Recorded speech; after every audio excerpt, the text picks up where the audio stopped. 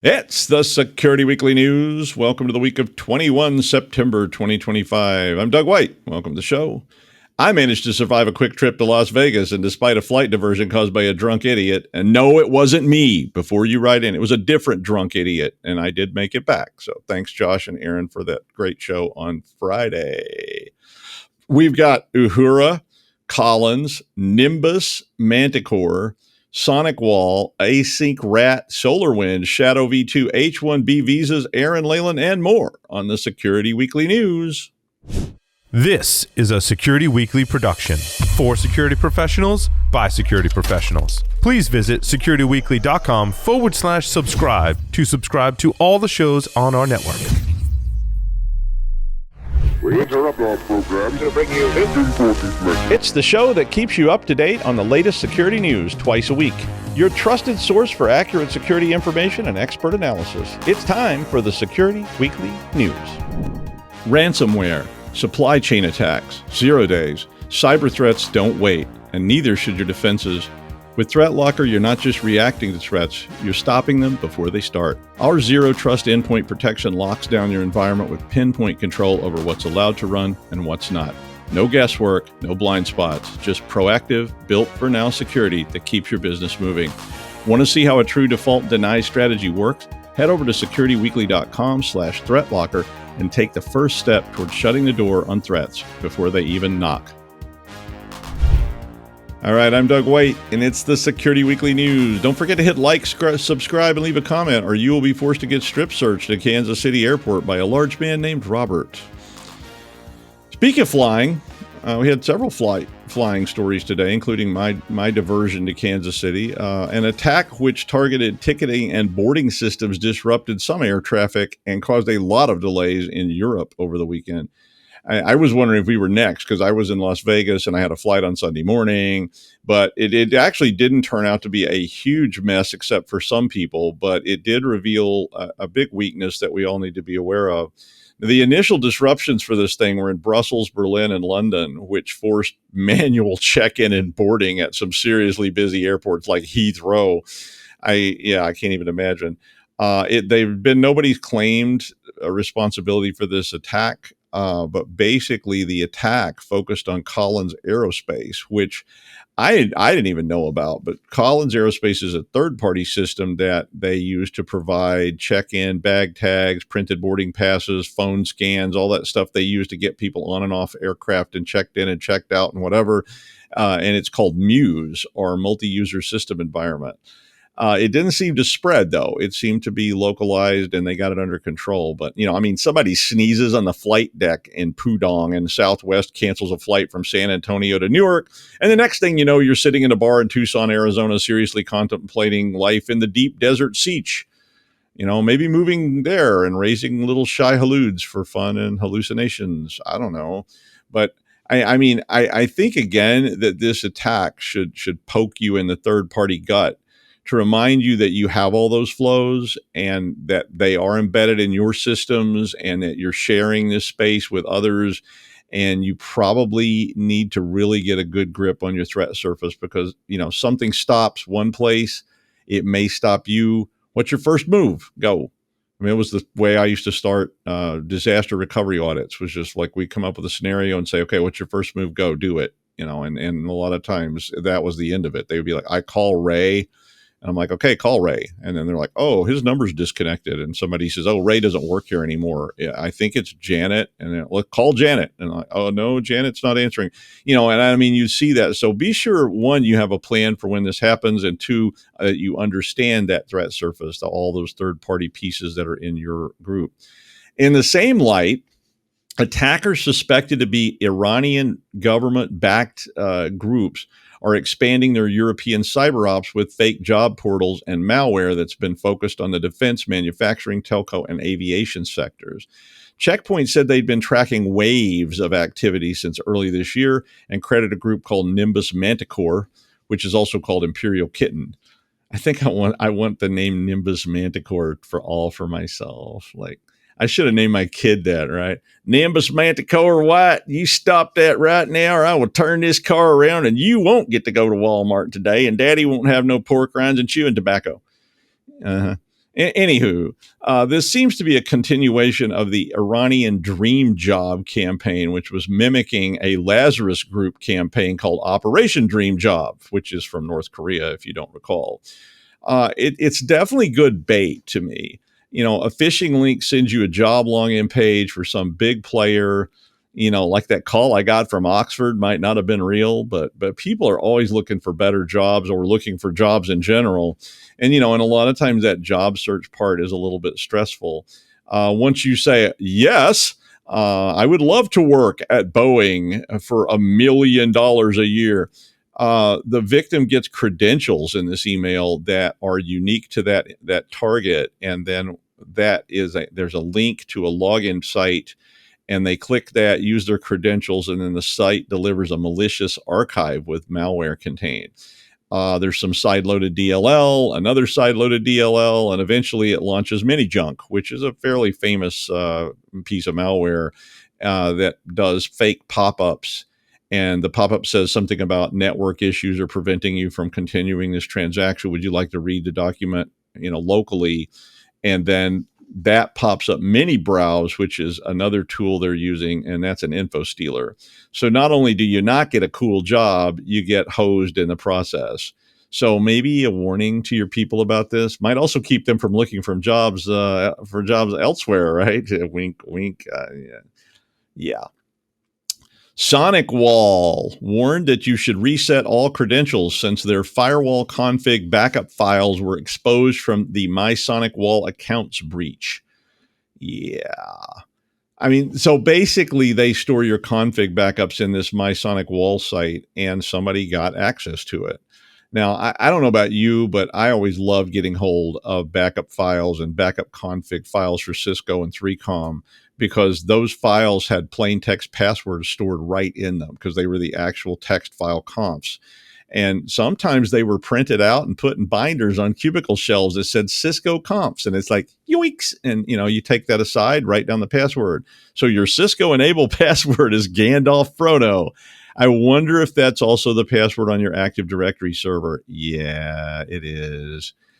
Not yours, of course. It's suckers, but But basically, what SonicWall said was you should use their checklist to reset everything, and including passwords, shared secrets, encryption keys, pretty much everything that might be in your Sonic OS conf, and all of it may have been compromised. So, as ever, you might want another threat map of where are your secrets and where can somebody find them. Are they written on a 3x5 card and tacked up on the wall in that guy Marco's office, and I can see it with a spotting scope from the parking garage?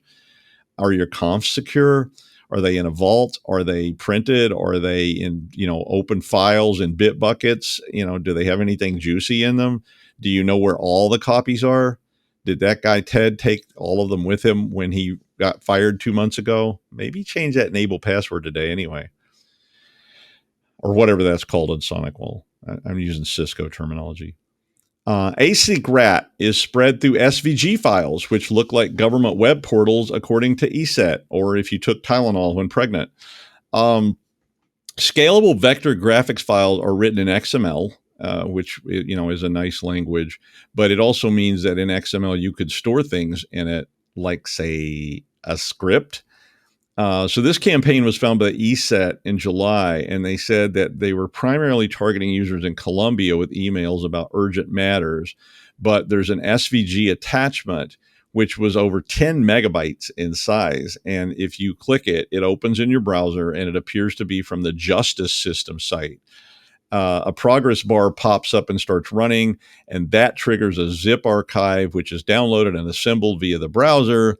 And so then if the victim allows it, an executable runs because they want to see these legal documents, it activates AsyncRAT. Analysts at ESET said they felt like AI assistance was involved due to unusual features in the XML code. Kind of like when one of my students uses a word like asymmetrical or Bayesian or puts comments in their code. You're like, did you write this? It doesn't sound like words you would use, but maybe. So be wary of SVGs bearing gifts. Ooh, I could see SVGs bearing gifts. A dad joke pun or a nerd pun. Nerd puns? Bueller, I don't know. SolarWinds, we hadn't heard from them in a while, released a hot fix for a critical security flaw in the web help desk software, which can allow an attacker to execute arbitrary commands. I wonder if anybody ever actually runs arbitrary commands, like just random. Like, like you could do what you want to do, like typing nc minus lvnp 4444 pipe bash. Anybody get that joke? Reverse shell yourself. That seems pretty arbitrary. The web help desk is susceptible to an Ajax proxy deserialization remote code execution vulnerability. I always wanted to say that. But that thing will allow someone to run commands on the host, according to the SolarWinds advisory. The original bug is on the Kev from CISA and was placed there shortly after public disclosure. But as ever, CISA did not disclose what was being done in the wild, just that it was being done. So patch up, right? Have you ever done apt-get moo? Like, anybody ever tried that? That's more than once. If you do it more than once, it gets weirder and weirder. Yeah, I'll leave it to you. But I know one. Telnet to miku.acm.uiuc.edu. That one's weird too. Sysop practical jokes never get old. Well, why build your own botnet when Crazy Eddie can do the work and you get to enjoy the fruits of Eddie's labor, all for the new low price of only $9.99 a month? Yeah. Shadow V2 is a rentable botnet that is often used for distributed denial of service or whatever you want it to be used for. And this was being discussed by Darktrace. Basically, Shadow V2 focuses on exploiting misconfigured Docker containers on AWS cloud servers and then deploys Go-based malware, which makes the infected systems into attack nodes and adds them into a larger DDoS botnet. This was first seen in Darknet's honeypots back on the 24th of June. So I think, one, how many stray or unmonitored AWS servers are out there? How many of them are yours? I mean, I would guess there's a lot, just like there's a lot of containers and things sitting out there that we forget all about, or WordPress sites that somebody put up for a conference and, 7 years ago that's still sitting there. When we did audits, we found all kinds of weird anomalies. And by weird, in this case, I mean accounting anomalies. I actually added an accountant team member to the audit team because it was useful. And she would go in and start digging through all these charges and things. And we found, we would find strange things that were being paid for. Like we found a Fortran compiler. And I asked the CISO, the CIO, like, do you use Fortran here? And they said, what's Fortran? I mean, the person literally said, what is Fortran? And so I said, let me talk to somebody that's not an idiot. And I talked to a bunch of IT people and they were like, no, we haven't used Fortran in like 15 years. But they'd been paying for it. They were renting the Fortran compiler from IBM, paying a large fee every month. I mean, and it just falls through the cracks in the MISC budget. It's just like there's these, these sort of slush fund budget pieces that nobody knows what's going in there. And it's $100,000 and it happens every year. And as long as it doesn't change very much, nobody really pays attention to it. And, one day Kathy was looking and said, why do we pay $1,200 a month for some AWS Docker box? And everybody says, I don't know. I thought we got rid of that 3 or 4 years ago and it's still sitting out there. So, we've all had those, that monthly charge on your credit card for $3.99 from some LLC in Dubai that you finally, go, what is this? And find out it was like, something you signed up for on a free trial and never canceled. And it's been there for 7 years. Yeah. So anyway, again, make sure you know where your assets are and where you're funding assets and what are you paying for and who's managing those assets. And all that needs to be on that risk assessment threat surface. I mean, it takes a lot of time and accounting and focus for people to find these things, but root them out and make sure they're protected and that they're part of your review. And, when old Gil set up that Bitbucket to store pictures of the company outing, is it still there? Is it still generating a bill every month? Wait, aren't those the pictures where there was that whole pool table nudity, naked middle manager and the vice president's walk-in closet thing? Yeah, I remember that party. It was weird. That wasn't even a Security Weekly party. That was a stolid organization party. And it was like, what? Somebody called me at like 4 a.m. and said, can you come over and help us get this manager out of the closet and in the house? And I'm like, what? Yeah, it was weird. Vegas weird. Well, a new proclamation from the Trump White House was issued on Friday. Well, it's not just one, but it added a $100,000 fee to an H-1B visa in the United States. Now, if you don't know what an H-1B visa is, it's a way that companies can get tech workers that they need, that they're unable to fill the positions, through the general local source. And all of us probably know somebody who's on an H-1B visa, probably multiple. I think I could name at least 4 or 5 people that are on H-1B visas right now. It could have a big impact on the tech industry. And we're the tech industry is probably the biggest user of those visas in the United States. So U.S. companies often hire really smart, really specialized, and sometimes not specialized, just really smart. We need someone who can do math, and there are no Americans available because we've been dumbing down math in the U.S. for the last 50 years. And you need a well-trained Cisco specialist, and there just aren't any available that you can afford or whatever. And they go to they expand their job search to international and get an H-1B visa for somebody and bring them on board. Startups rely on these a lot, and so there's a lot of mixed feelings about this in the United States. I mean, I know people who have really benefited from H-1B visas, and they provided a great service to the United States and to the United States industrial base, and they might not even be here without it. So part of me feels like this is a bad thing. But the chairman of Netflix said it was a great thing since it would restrict H-1B visas to just high-value jobs, meaning if the company's willing to pay $100,000 to bring somebody on board, as a visa fee, well, okay. And, the tech industry has thousands of these visas every year. And, of course, the biggest hit will be on startups and small companies who just really need an AI engineer to develop a new innovation or what have you, and they just can't get anyone. I mean, $100,000 is not much to Amazon or Netflix, right? I mean, it's like me paying $10 as a fee to go into a bar or something. But when Bob's little AI company that's just getting off the ground needs an engineer, yeah, they may not be able to get one. And then Bob goes under and ends up disgruntled. I mean, so I don't know. It could also drive these startups and innovation offshore, which means we will no longer have control of it. And it will be springing up in Mexico and, Vietnam and other places that are not going to do this. So I don't know. I guess time will tell us whether this was a good idea or not. Now, I know a guy who is well worth the price of an H-1B visa, and that would be Aaran Leyland. Hi, Aaron. Do you know anybody that wants to buy me a H-1B visa? I don't know. I might be able to find. Yeah, maybe. Yeah. It's like I have trouble with people trying to send me to Vegas these days. It's like I literally have to raid piggy banks and stuff like that. What do you call them? What do you call piggy banks? Money boxes? I don't know. No, we call them piggy banks. Okay, that's cool. I mean, that's what they call them here, piggy banks. Okay, from piggy banks to I don't know. It's like, what are we talking about today? Anyway, I've got a 10 today, so I better get started. And I've also got 1,000 words, so I'm sorry. Okay, I'll start with the main title of the article as the piece stems from, and you can work out whether it's piggy bank bait or not. And it's from the good folk over at IT Pro. And thanks to Douglas at work that's going to have to watch this now because he requested this piece, only because he's seen 10 on it, though. It's a 10. So a terrifying Microsoft flaw could have allowed hackers to compromise every Enter ID tenant in the world.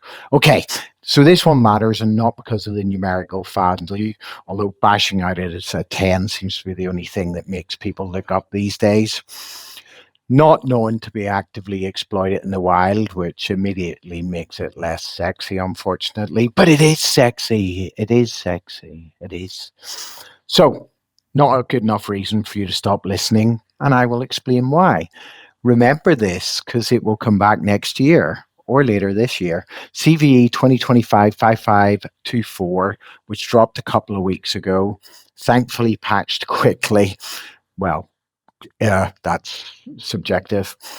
And as I said, no evidence of a real world exploitation, which although you believe, because DFIR is expensive, I've worked there, I know how much they charged me out for, and I never got a penny. Nothing for the piggy bank, that's for sure. So the flaw itself exposed a structural weakness in how cloud identity actually works. And if you're still reading the headlines about Microsoft fixed it, moved on, you need to circle back for Deloitte.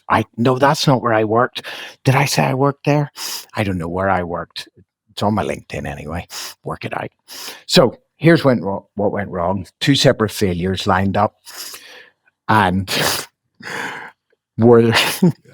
sorry, I'm going to laugh at this because I actually wrote, which really is where the fun in vulnerability lies. Okay, I'm going to circle back on that. So, have you ever heard of these? Microsoft calls these things actor tokens. They're undocumented. I can't say that about America, can I? They're eternal. They're designated for service-to-service communication inside the Microsoft identity stack, and they're very, very privileged, even more than Prince Andrew.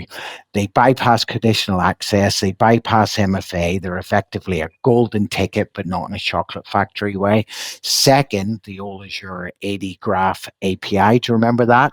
Graph.windows.net didn't properly validate which tenant a request came from.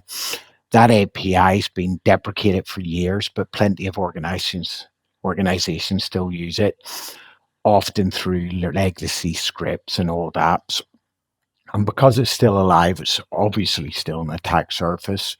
We're told if you can mint an actor token in your own tenant, you could present it to the Graph API and impersonate any user, including global administrators, in a completely different tenant. Wowzers.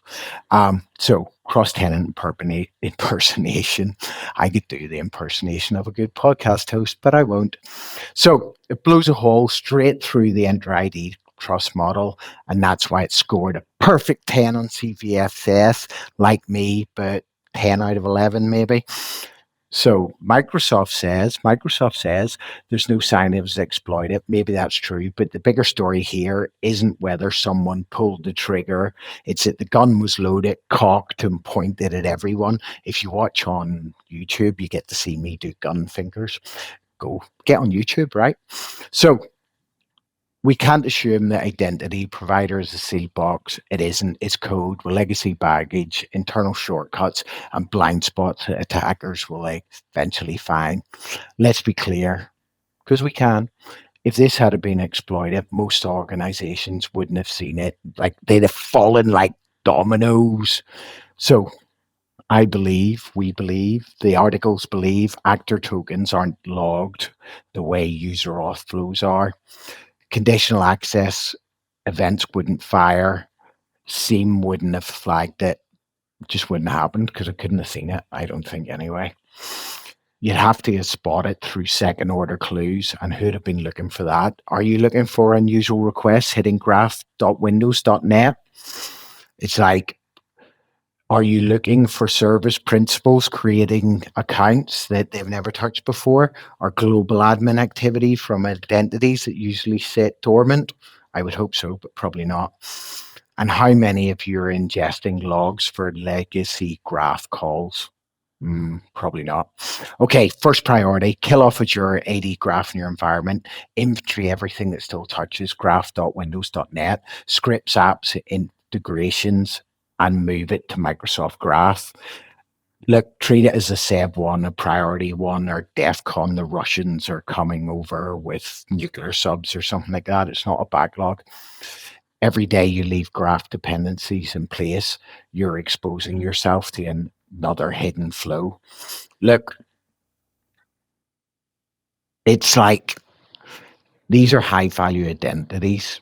You have to limit who can create them, strip back permissions. We talk about this all the time. Rotate secrets aggressively. I love the word aggressively because I always think patch aggressively. Don't listen to the naysayers. Just get amongst it. And third, because I like counting, because who knows the count? Is that Sesame Street? Ho, ho, ho. Threat hunting. I just love threat hunting. Literally just bang this all into your favorite LLM and just ask it what you should be threat hunting for. Or you could buy like Security Copilot, because that seems like a good amount of money, and like security tokens, because I don't even know how much they are or how much they mean. Look, attackers know this stuff, but this is the most important part, right? This is the most important part. If Microsoft has actor tokens plus weak graph validation, assume every other provider has its own equivalent skeletons. AWS, Google, Okta, they all have internal trust paths that aren't fully visible to customers. If you're multi-cloud, well, you're going to need to look at lots, aren't you? So don't fall into a trap thinking MFA and conditional access are enough. They are critical, yes, and they might save you, but they only protect flows that go through them. Actor tokens went round them. So you just have to think of a new baseline. Look, I honestly think within the next year, we're going to see real world breach, because this is just going to give threat actors and APTs sort of synopsises firing. So not phishing, not brute force, not password spray, but an internal identity trust flaw, an undocumented token, a legacy API, a misscoped delegation. And this will just bring the whole house of cards down. A big one could be coming. A big one is coming. It is going to come. But anyway, now, isn't that something fun to end on? And for my premature sort of appearance on Tuesdays rather than Fridays, but let's hope that Dr. Doug has a good story to finish on. Over to you, Dr. Doug, for a good story, please. A good story. Thank you, Aaron. I don't ever have any good stories. This one, though, it's not security, but I couldn't resist it. I see these headlines and I go, oh my God, I have to talk about this. Kirk and Spock's original uniforms are going up for auction, amongst other things. There was a whole list of stuff here that some of you are going to want to buy, for me, probably. So Heritage Auctions was taking bids on the original 1960s uniforms, and they look like the first season of the original series uniforms. Because I don't know how Star Trek fanboy I am, but I know what the uniforms look like from the 3 years of the original series. And the one it's the one with Kirk had the gold leaf on his sleeves, which was like where like Captain Pike and all those guys, it was from the like pilot forward into that first season. But there was a lot of other stuff there too. And all this was from the collection of a guy named Dr. Stuart Berkowitz. And it's being sold at auction, I presume as an estate auction or something. And apparently there's stuff from the Honeymooners, which bang, zoom to the moon, Ellis. Like no spousal abuse there. The Munsters. Wow. I mean, the Munsters is a classic. I Dream of Jeannie, Bewitched, Batman, Wonder Woman, and all these other shows that were on in the 60s and early 70s, I guess, because, but those are some absolute classic shows. The Star Trek collection also has Lieutenant Uhura's mini dress from when Starfleet was a little less enlightened and dressed their female military members like go-go dancers on Laugh In. But, it was the 60s. Oh, and they also have the shiny command top that Kirk wore in the episode Mirror, Mirror, which is one of my favorite episodes. If you ever want to know what my favorite episodes are, that one is one of right at the top of the list is Mirror, Mirror, where it was like the first time I ever saw one of these alternate universe things. And, the transporter screws up and they all end up on this. They've done this on every Star Trek series, but they end up in this alternate universe where like the Federation is called the Empire and they're all evil. And, it's just such a classic episode, but they have the shiny top that Shatner was wearing in that alternate, and it's expected to sell for about $15,000, which sounds low. So, but if any of you successful types with all your stock options and stuff want me to dress as Kirk in Mirror, Mirror, or hey, Uhura in Plato's Stepchildren, I'll do it. And just, you buy me the costume, I'll wear it at the next Zero Trust World. If they'll have me back after that whole thing with, we won't get into that. But anyway, sorry, Zero Trust World, for my costume. No, actually, I was dressed as a colonial character, so it was fine. No police were involved. But anyway, that is the news. Thank you, Aaron, and we will see you next time on the Security Weekly News.